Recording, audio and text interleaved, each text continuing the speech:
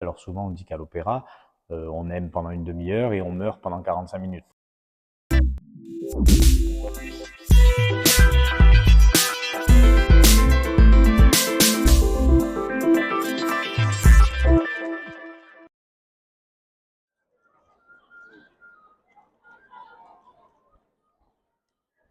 Nous sommes actuellement devant l'Opéra de Rennes et nous avons nos places pour voir Tosca.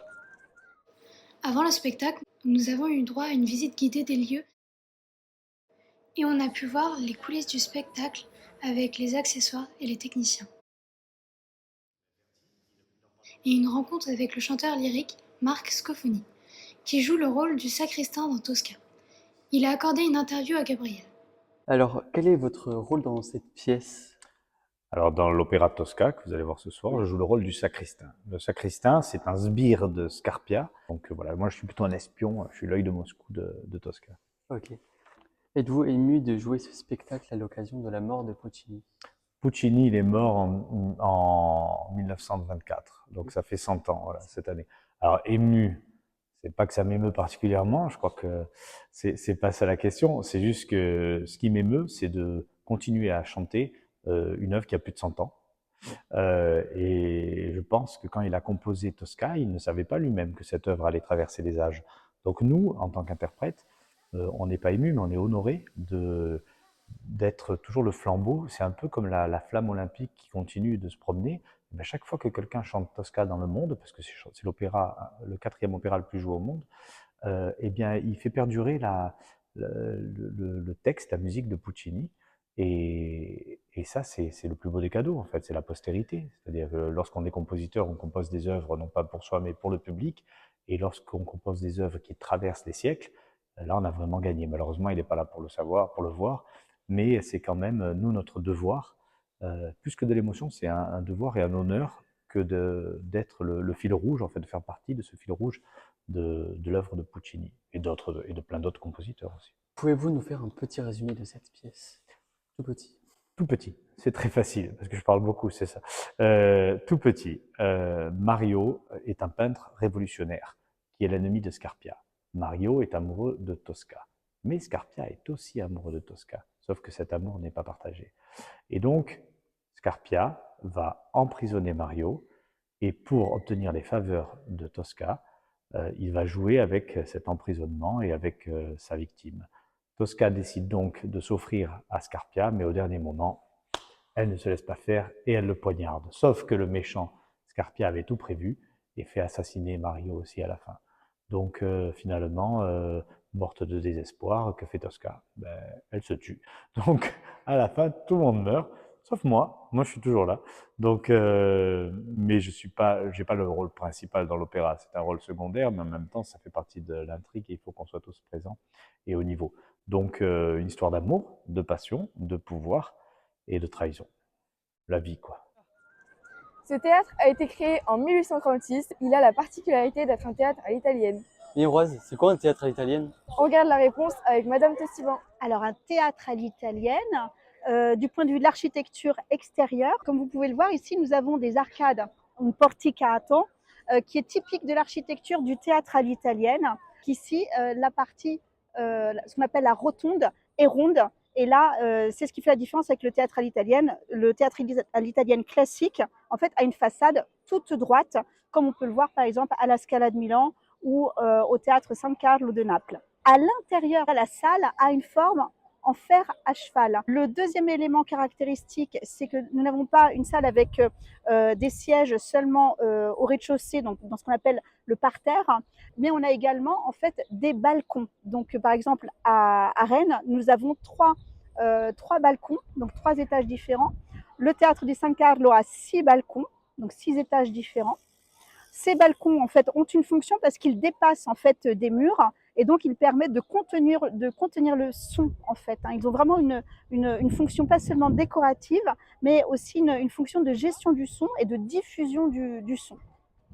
Le troisième élément, en fait, ce sera le plafond. Donc en fait, on a un plafond au théâtre du San Carlo, comme on a également à l'Opéra de Rennes. C'est une toile qui est tendue, qui est suspendue en fait au plafond et qui donne cet effet de tambour et qui permet également la diffusion du son. Dans un théâtre à l'italienne, tout le monde peut voir tout le monde, que ce soit dans les balcons, dans le parterre. C'est pour ça que le spectacle est autant sur scène que dans la salle. C'est le plus petit opéra d'Europe. Il ne peut atteindre que 642 spectateurs dans sa configuration actuelle. Je ne sais pas si tu as remarqué, Roise, mais le plafond mettait à honneur différents sonneurs et danseurs de différents terroirs bretons, donc issus de la culture populaire. C'est un peu surprenant pour un opéra, puisqu'on y joue un peu de la musique savante. C'est vrai, mais ça marque la particularité bretonne de cet opéra rennais. J'espère qu'on va être bien placé. Mais t'inquiète pas, on est placé ici, tout en haut. Ces places-là, on les appelle le poulailler ou le paradis, Ah, mais c'est les meilleures places, c'est là où on entend le plus. parce que le son monte. Eh bien, bon spectacle, les Roises. Bon spectacle, Gabriel. Nous nous quittons avec un petit bonus. Marc Scofoni nous explique comment il se prépare avant un rôle. Et on a même eu le droit à un chant napolitain. N'hésitez pas à baisser le son, le micro n'était pas prêt pour une telle puissance vocale. Qu'y a-t-il une façon spécifique de se préparer à un rôle d'opéra? Alors, un rôle d'opéra, ça, déjà, il faut l'apprendre par cœur. Mais avant ça, il faut travailler sur la partition. Donc nous, à la maison, on a des partitions chant-piano, on n'a pas toute la partition d'orchestre, on a juste la partition du piano et du chant, et on joue tous du piano. Donc on travaille nos morceaux à la maison, il faut se donner, moi je me donne un mois environ pour le connaître entièrement et le mémoriser. Donc ça, c'est un gros travail de préparation en amont. Pour arriver le jour J, à la première répétition, et connaître par cœur le rôle. Ça, c'est important, d'accord? Il faut à tout prix connaître le rôle par cœur pour commencer les répétitions dans de bonnes conditions. Donc, il faut se donner un mois de travail. Et des fois, si tu as des problèmes techniques, tu peux aller voir un professeur de chant qui peut t'aider à régler des problèmes, ou si tu as des problèmes musicaux, tu peux faire appel à un chef de chant qui est un pianiste spécialisé dans l'opéra, c'est-à-dire qu'il joue la partie d'accompagnement, mais il chante également la partie des autres. Parce que des fois, on chante seul, mais des fois, on a des duos, des trios, on chante à plusieurs. Donc, le chef de chant, il est là pour te guider dans ton travail et pour t'aider dans ton travail d'apprentissage. Parce que c'est quand même beaucoup d'apprentissage. Moi, à l'école, je n'aimais pas trop apprendre les leçons. Et puis maintenant, ma vie, c'est d'apprendre des opéras plus longs les uns que les autres. Donc, comme quoi, ce qu'on apprend au collège et au lycée, c'est utile pour la suite. D'accord. Vous avez combien à peu près de textes à apprendre? Alors, ça varie d'un opéra à l'autre. Mais là, j'ai 45 minutes de musique. 45 minutes de musique, tu peux en dire des choses en 45 minutes. Hein. Donc, ça dépend dans quelle langue c'est, ça dépend si le texte est écrit de manière très rapide. Alors souvent, on dit qu'à l'opéra, on aime pendant une demi-heure et on meurt pendant 45 minutes. Donc, c'est vrai que le temps, c'est pas le temps de la vie de tous les jours, c'est très étendu.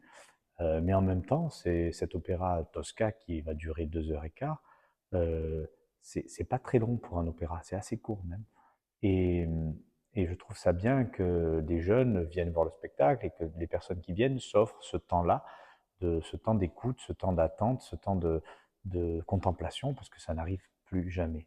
Le temps, c'est ce qu'on a de plus précieux, et vous, les jeunes, vous avez besoin de scroller et de swiper très vite, mais juste de prendre le temps de poser son tel et d'écouter, ça c'est important, parce que on rentre dans un univers, et c'est quelque chose qu'il faut s'offrir.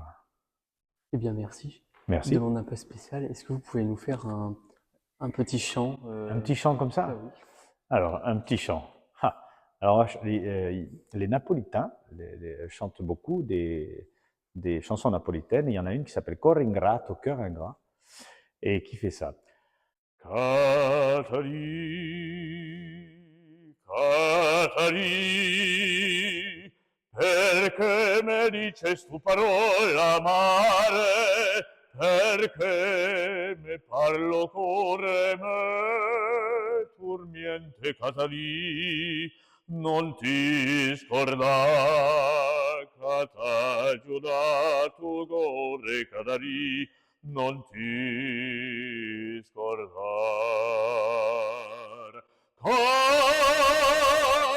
Cuore ingrato, t'hai pigliato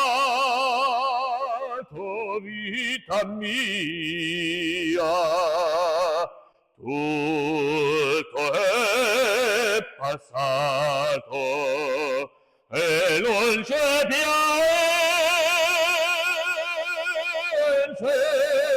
io